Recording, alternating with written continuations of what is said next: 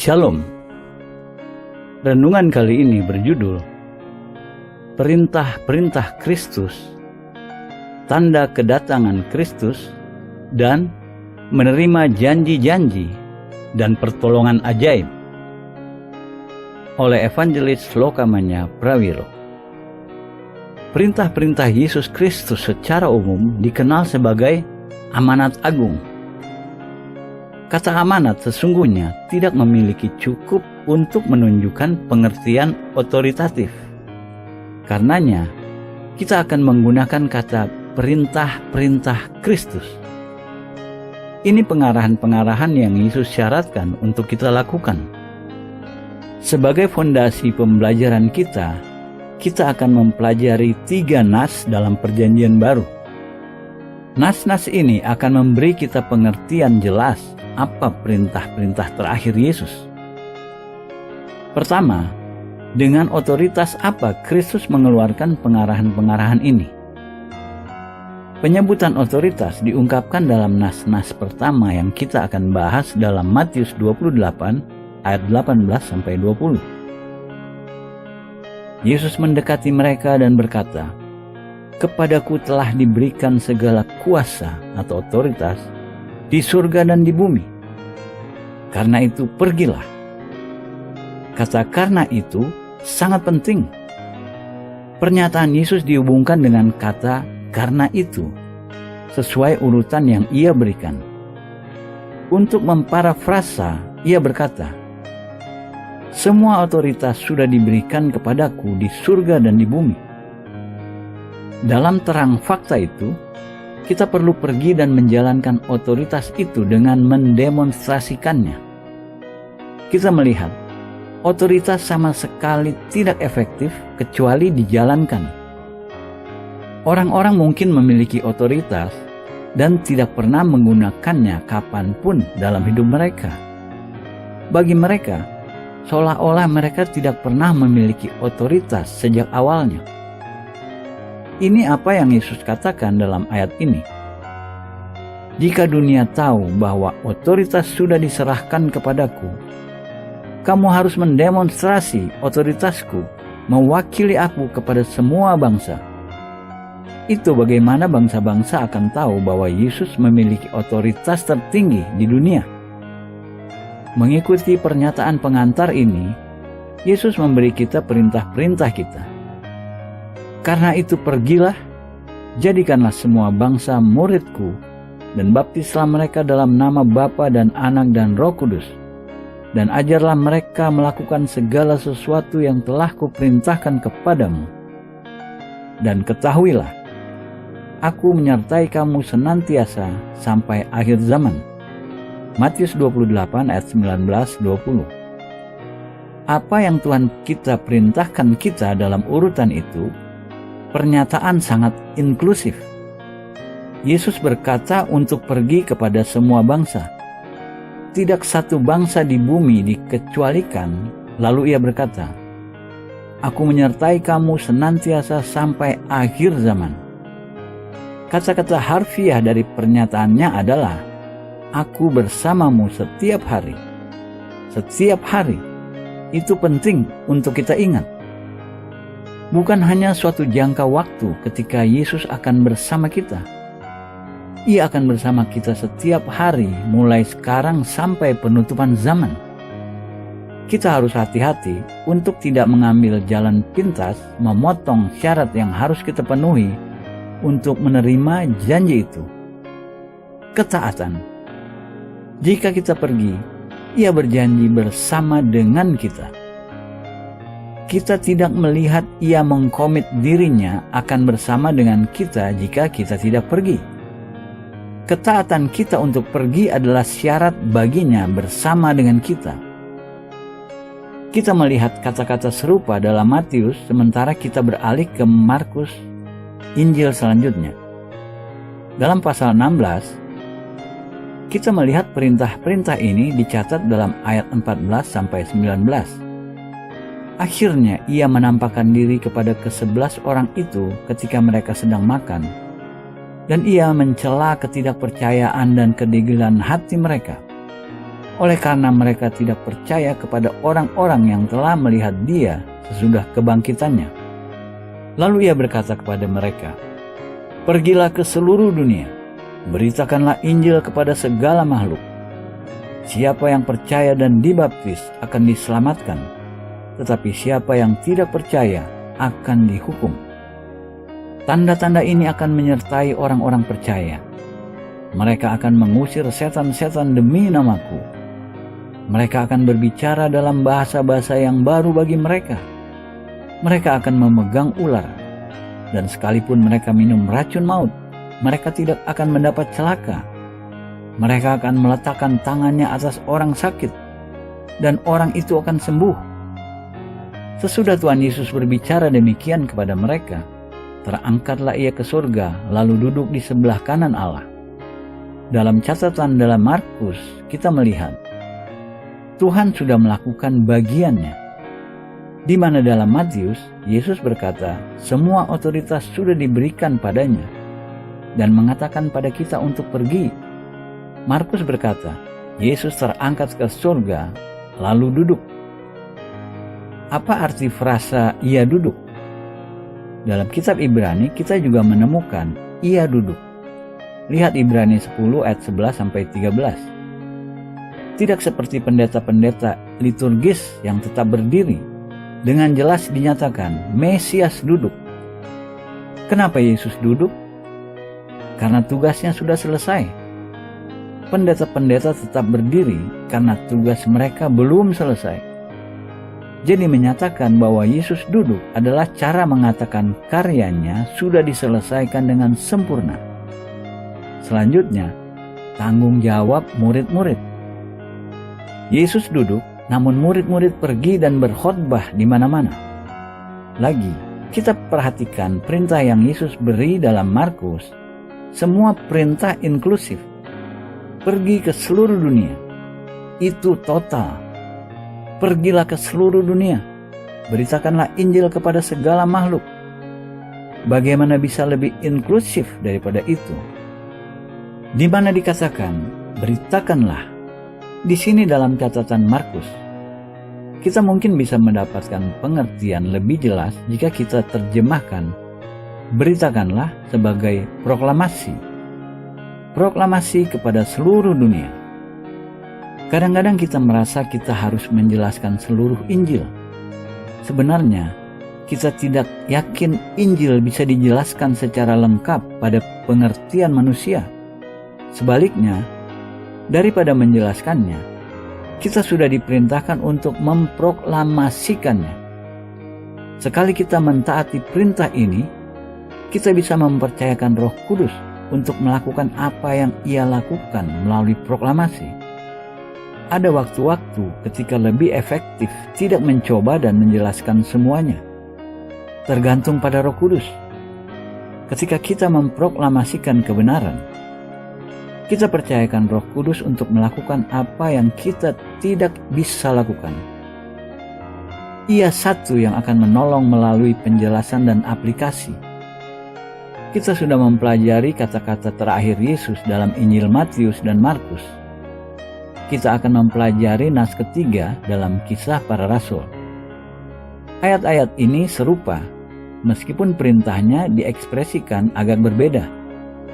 Catatan yang kita akan pelajari ditemukan dalam Kisah Para Rasul 1 ayat 6-8. Insiden ini terjadi setelah kebangkitan Yesus dan sebelum Ia naik ke surga.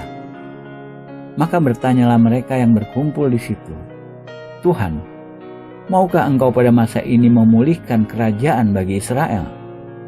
Dalam pertanyaan yang murid-murid tanya, mereka masih yakin saatnya akan datang kapan kerajaan akan dipulihkan bagi Israel. Dalam jawabannya, Yesus tidak berkata itu tidak akan terjadi. Ia mengatakan kepada mereka, bukan urusan mereka untuk tahu kapan itu akan terjadi. Jawabnya, engkau tidak perlu mengetahui masa dan waktu yang ditetapkan Bapa sendiri menurut kuasanya. Tetapi kamu akan menerima kuasa kalau Roh Kudus turun ke atas kamu, dan kamu akan menjadi saksiku di Yerusalem, dan di seluruh Yudea dan Samaria dan sampai ke ujung bumi. Kita membaca dalam ayat berikutnya apa yang terjadi selanjutnya. Sesudah ia mengatakan demikian, terangkatlah ia disaksikan oleh mereka. Kata-kata yang Yesus ucapkan kepada mereka dalam Kisah Para Rasul 1 ayat 7 dan 8, rupanya kata-kata terakhir yang keluar dari bibirnya. Sangat signifikan. Poin terakhir yang ia ingin mereka paling ingat dalam hubungan Yesus dengan murid-muridnya. Kata-kata terakhir yang ia ucapkan satu-satunya yang ia ingin mereka paling ingat. Apa kata-kata itu? Sampai ke ujung bumi. Mereka turun dari Bukit Zaitun dengan frasa berbunyi dalam pikiran mereka, sampai ke ujung bumi. Ke ujung bumi. Ini apa yang Yesus katakan kepada mereka. Tugasmu belum selesai sampai kamu sudah mencapai batas-batas bumi paling jauh. Jika kita gabung 3 nas yang kita sudah pelajari, kita mendapat akumulasi kata-kata dan frasa-frasa sangat empatis. Dalam Matius 28, seluruh bangsa-bangsa dan sampai akhir zaman. Dalam Markus 16, seluruh dunia dan segala makhluk. Dalam Kisah Para Rasul 1, sampai ke ujung bumi. Dalam waktu dan geografi, setiap ujung dan akhir terliputi. Tidak ada yang dihilangkan atau tak tersentuh. Mustahil menyusun kata-kata lebih jelas dan lebih empatis daripada ini. Jika kita tidak mengerti dan mengaplikasikan kata-kata terakhir ini dari Yesus Kristus, alasannya karena kita tidak jelas. Padahal mustahil mengatakan lebih jelas atau lebih empatis daripada apa yang Yesus sudah katakan dalam nas-nas ini. Kita sudah melihat dengan jelas perintah-perintah yang dikeluarkan kepada kita oleh Kristus. Merepresentasi perintah-perintah terakhirnya kepada kita yang mana ia harap kita taati. Bagaimana kita bisa memenuhi perintah yang diberikan kepada kita oleh Yesus. Selaras dengan perintah-perintah Yesus, ada 3 jenis aktivitas yang diimplikasi dengan kata-kata yang digunakan untuk mengkomunikasikan Injil.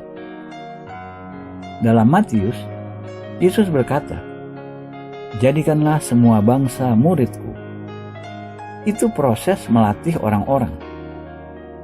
Dalam Markus ia berkata, "Beritakanlah atau proklamasikan kepada segala makhluk." Kita bisa memberitakan Injil kepada jutaan orang yang tidak pernah menjadi murid-murid. Namun bahkan jika mereka tidak menjadi murid, kita tetap berkewajiban untuk memproklamasikan. Dalam Kisah Para Rasul, Yesus berkata, "Kamu akan menjadi saksiku." Bersaksi bukan berkhotbah. Berkhotbah adalah memproklamasikan kebenaran Injil Allah. Meski demikian, menjadi saksi adalah mendemonstrasikan kebenaran dengan cara kita hidup dan dengan kata-kata yang kita ucapkan. Banyak orang yang tidak terpanggil untuk berkhotbah bisa menjadi saksi-saksi yang sangat efektif. Begitu penting kita mengerti perbedaan antara berkhotbah, tugas yang tidak ditugaskan kepada seluruh tubuh, dan bersaksi, tanggung jawab setiap orang Kristen. Secara umum, kita menggunakan kata bersaksi. Meski demikian, itu bukan kata yang terbaik, karena memberi kesan sesuatu yang agak agamawi dan hampir teknikal. Mari simpan di pikiran apa yang Yesus katakan, "Kamu akan menjadi saksiku." Pernyataannya memberi implikasi bahwa sebenarnya tidak perlu mengatakan banyak. Kita merusak saksi kita dengan terlalu banyak bicara.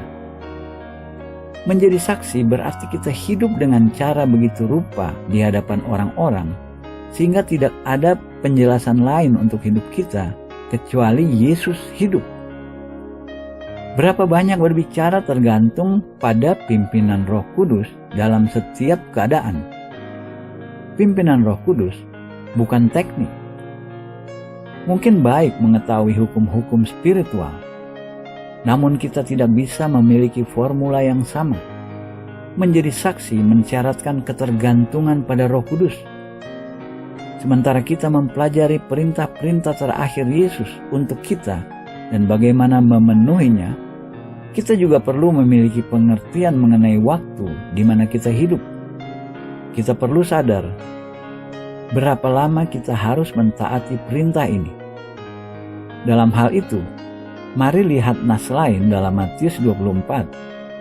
Bagian dari kitab suci ini adalah di kursus nubuatan besar di mana Yesus meringkas urutan peristiwa dari waktunya di bumi sampai waktu kedatangannya dalam kemuliaan. Di kursus dalam Matius 24 dipicu oleh pertanyaan yang ditanya oleh beberapa murid-murid Kristus. Pertama kita akan baca pertanyaannya dan kemudian kita akan mempelajari jawaban Yesus. Pertanyaannya ditemukan dalam Matius 24 ayat 3. Ketika Yesus duduk di atas bukit Zaitun, datanglah murid-muridnya kepadanya untuk bercakap-cakap sendirian dengan dia. Kata mereka, "Katakanlah kepada kami, bila manakah itu akan terjadi dan apakah tanda kedatanganmu dan tanda kesudahan dunia?" Sebetulnya, pertanyaan mereka kepada Yesus pertanyaan rangkap 3. Pertama, bila manakah itu akan terjadi? Hal-hal ini sehubungan dengan penghancuran bait. Kedua, apakah tanda kedatanganmu? Ketiga, apa tanda kesudahan dunia? Mari tangani hanya pertanyaan-pertanyaan bagian akhir yang murid-murid tanya. Apakah tanda kedatanganmu dan tanda kesudahan dunia? Dalam ayat-ayat sesudah pertanyaan-pertanyaan ini, Yesus memberi mereka daftar tanda-tanda.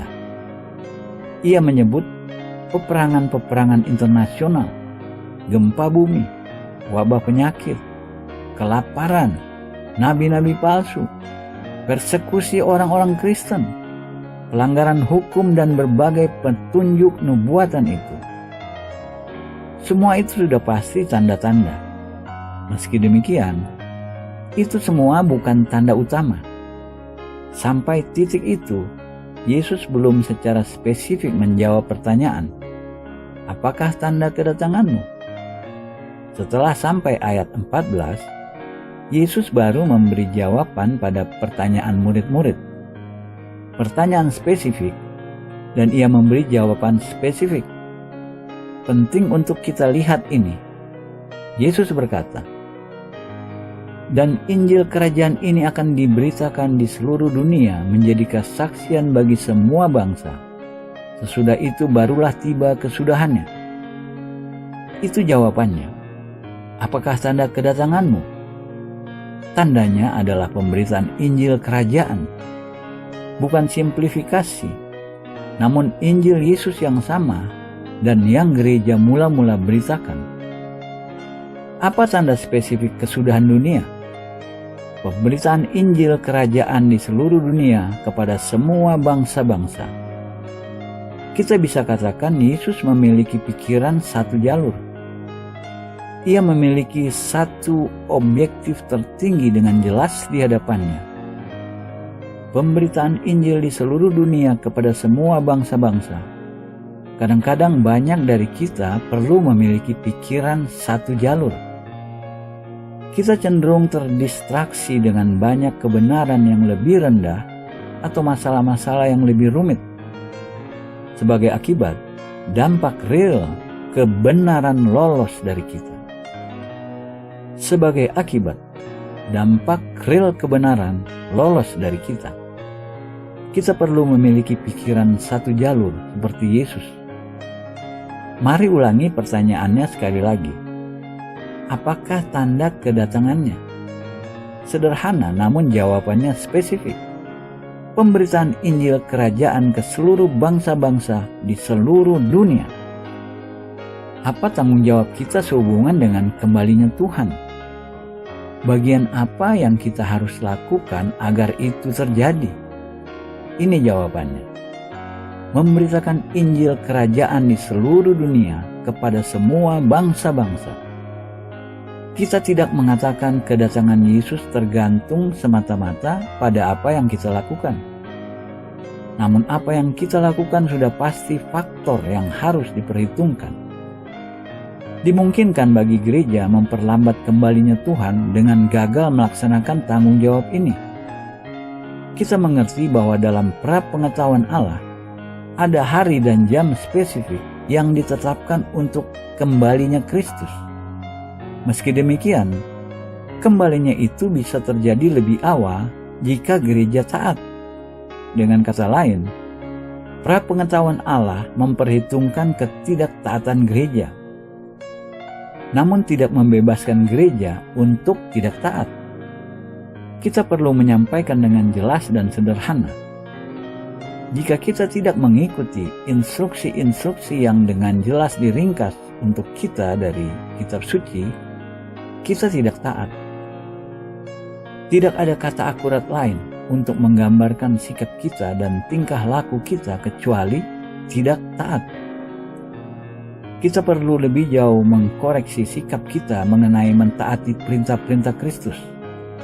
Tidakkah aneh jika sampai pada janji-janji Yesus, gereja tidak memiliki masalah menerimanya sepenuhnya. Namun ketika sampai pada perintah-perintahnya, kita berpikir boleh memilih atau itu berlaku untuk orang lain.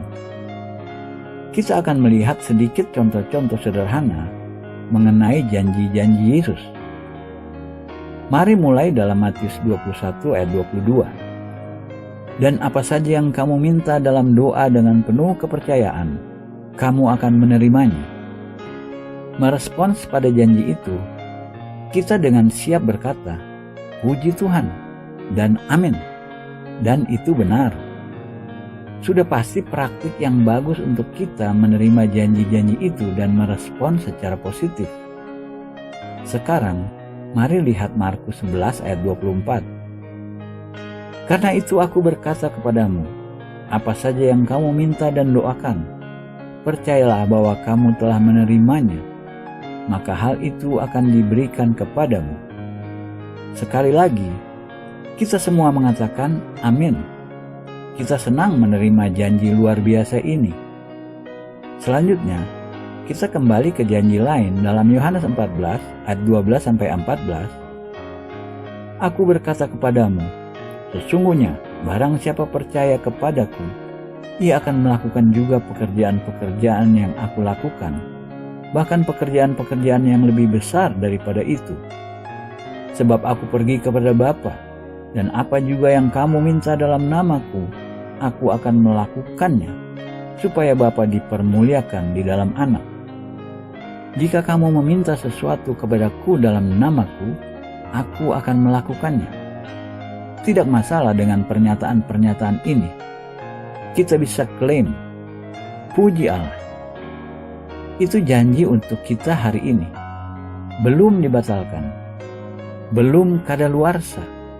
Masih berlaku. Kita mengucap syukur pada Allah bahwa masih berlaku bagi kita hari ini.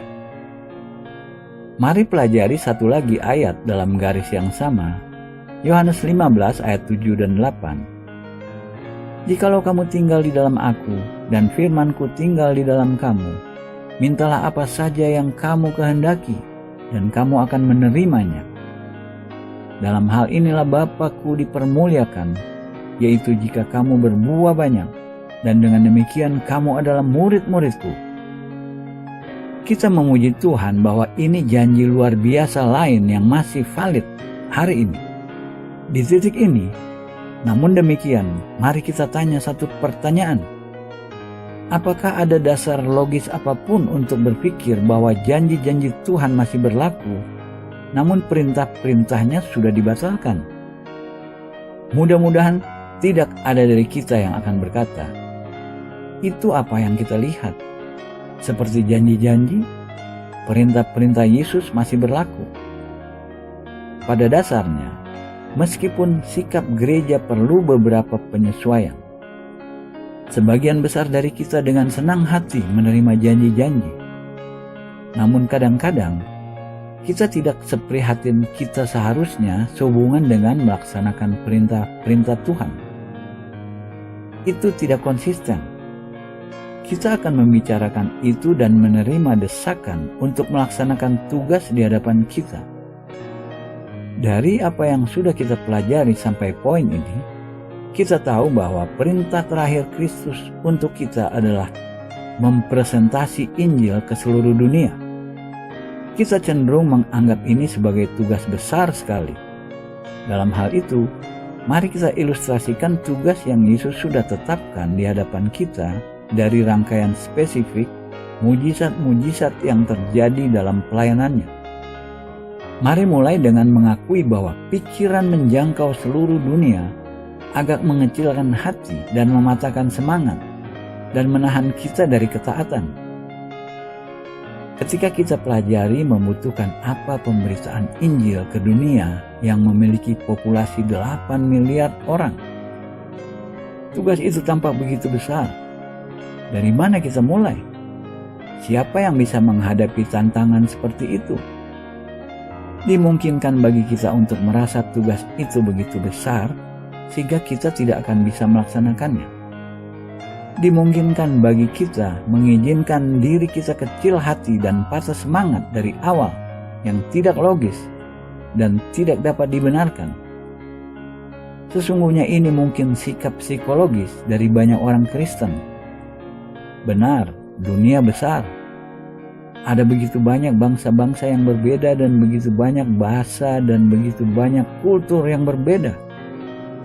Bagaimana kita benar-benar bisa melakukan apa yang Yesus perintahkan kita lakukan? Ketika kita melihat tugas di hadapan kita dari sudut pandang itu, kita mengenali fakta lain yang meresahkan. Tugasnya tidak tambah mudah karena populasi dunia bertambah. Selain itu, kompleksitas, kebudayaan-kebudayaan dan bahasa-bahasa bertambah pada tingkat yang sama dengan pertambahan populasi. Dalam menghadapi kenyataan pahit ini, kita mungkin perlu mempelajari pola bagaimana Yesus menginginkan kita melakukan tugas ini. Kita perlu mendekatinya dari sudut pandang mujizat memberi makan 5.000 orang. Segaris dengan insiden itu, kita perlu memasukkan mujizat memberi makan 4.000 orang untuk menolong kita melihat aplikasinya. Kita akan kemudian menambah pelajaran yang Yesus sendiri tunjukkan pada 2 mujizat ini. Mujizat memberi makan 5.000 orang, mujizat yang sangat unik. Satu-satunya insiden supernatural yang dicatat dalam semua 4 Injil. Tidak ada mujizat lain yang Yesus lakukan selama pelayanannya yang dicatat dalam semua 4 Injil. Selain itu, satu-satunya mujizat yang Yesus sendiri tanggapi, ia memiliki aplikasi spesifik untuknya. Mari pelajari catatan memberi makan 5.000 orang seperti dicatat dalam Matius 14 ayat 13-21. Setelah Yesus mendengar berita itu, menyingkirlah ia dari situ dan hendak mengasingkan diri dengan perahu ke tempat yang sunyi. Tetapi orang banyak mendengarkannya dan mengikuti dia dengan mengambil jalan darat dari kota-kota mereka. Ketika Yesus mendarat, ia melihat orang banyak yang besar jumlahnya. Maka tergeraklah hatinya oleh belas kasihan kepada mereka, dan ia menyembuhkan mereka yang sakit. Menjelang malam, murid-muridnya datang kepadanya dan berkata, "Tempat ini sunyi dan hari sudah mulai malam. Suruhlah orang banyak itu pergi supaya mereka dapat membeli makanan di desa-desa." Tetapi Yesus berkata kepada mereka, "Tidak perlu mereka pergi. Kamu harus memberi mereka makan." Jawab mereka, "Yang ada pada kami di sini hanya 5 roti dan 2 ikan." Yesus berkata, "Bawalah kemari kepadaku." Lalu disuruhnya orang banyak itu duduk di rumput. Dan setelah diambilnya 5 roti dan 2 ikan itu, Yesus menengadah ke langit dan mengucap berkat, lalu memecah-mecahkan roti itu dan memberikannya kepada murid-muridnya. Lalu murid-muridnya membagi-bagikan kepada orang banyak. dan mereka semuanya makan sampai kenyang. Kemudian orang mengumpulkan potongan-potongan roti yang sisa, 12 bakul penuh. Yang ikut makan kira-kira 5.000 laki-laki, tidak termasuk perempuan dan anak-anak. Mari lihat contoh selanjutnya di mana terjadi mujizat serupa. Dalam kasus ini, meski demikian, angkanya berbeda. 4.000 orang dicatat dalam Matius 15 ayat 32 sampai 39. Lalu Yesus memanggil murid-muridnya dan berkata, "Hatiku tergerak oleh belas kasihan kepada orang banyak itu. Sudah 3 hari mengikuti aku dan mereka tidak mempunyai makanan. Aku tidak mau menyuruh mereka pulang dengan lapar. Nanti mereka pingsan di jalan." Kata murid-muridnya kepadanya, "Bagaimana di tempat sunyi ini kita mendapat roti untuk mengenyangkan orang banyak yang begitu besar jumlahnya?" Kata Yesus kepada mereka, "Berapa roti ada padamu?" 7, jawab mereka. "Dan ada lagi beberapa ikan kecil." Lalu Yesus menyuruh orang banyak itu duduk di tanah. Sesudah itu ia mengambil ke-7 roti dan ikan-ikan itu, mengucap syukur, memecah-mecahkannya dan memberikannya kepada murid-muridnya. Lalu murid-muridnya memberikannya pula kepada orang banyak. Dan mereka semuanya makan sampai kenyang. Kemudian orang mengumpulkan potongan-potongan roti yang sisa, 7 bakul penuh. Yang ikut makan ialah 4.000 laki-laki, tidak termasuk perempuan dan anak-anak. Lalu Yesus menyuruh orang banyak itu pulang. Ia naik perahu dan bertolak ke daerah Magadan. Selanjutnya, murid-murid menyeberangi danau dengan Yesus. Dalam perjalanan, mereka menyadari mereka lupa membawa rotinya dengan mereka. Dalam konteks ini, Yesus berkomentar atas 2 mujizat 5.000 dan 4.000 orang. Dalam ayat berikutnya, perhatikan Yesus sangat spesifik mengenai semua angka-angka itu. Ia berharap murid-muridnya untuk mengingat dan belajar dari angka-angka 2 mujizat. Kita lihat dalam Matius 16 ayat 5-11. Pada waktu murid-murid Yesus menyeberang danau, mereka lupa membawa roti. Yesus berkata kepada mereka, "Berjaga-jagalah dan waspadalah terhadap ragi orang Farisi dan Saduki." Maka mereka berpikir-pikir dan seorang berkata kepada yang lain, "Itu dikatakannya karena kita tidak membawa roti." Dan ketika Yesus mengetahui apa yang mereka perbincangkan, ia berkata, "Mengapa kamu memperbincangkan soal tidak ada roti? Hai orang-orang yang kurang percaya. Belum juga kamu mengerti? Tidak kamu ingat lagi akan 5 roti untuk 5.000 orang itu? Dan berapa bakul roti kamu kumpulkan kemudian? Ataupun akan 7 roti untuk 4.000 orang itu, dan berapa bakul kamu kumpulkan kemudian?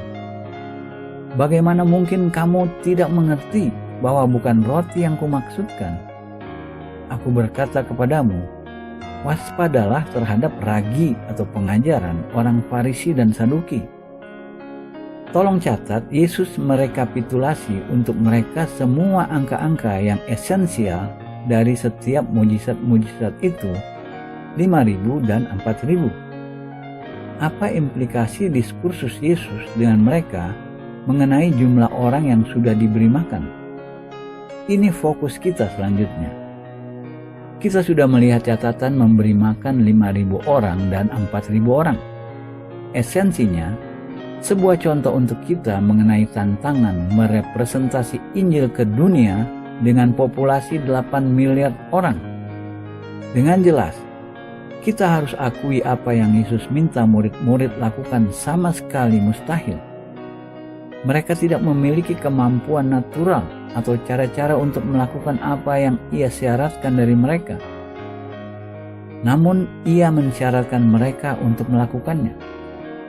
Dalam ukuran matematika, jika kita membandingkan ketidakmungkinan memberi makan 5.000 orang dengan 5 potong roti dan 2 ikan dengan ketidakmungkinan mempresentasi Injil ke seluruh dunia hari ini, Yang pertama lebih besar dari dua ketidakmungkinan. Sama sekali mustahil.